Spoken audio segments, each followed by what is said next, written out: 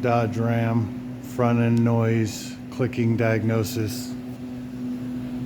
That's here.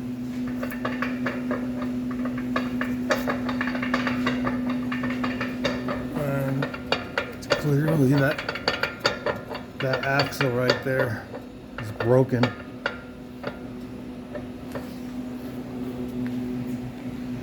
And CV axle is gonna have to be replaced.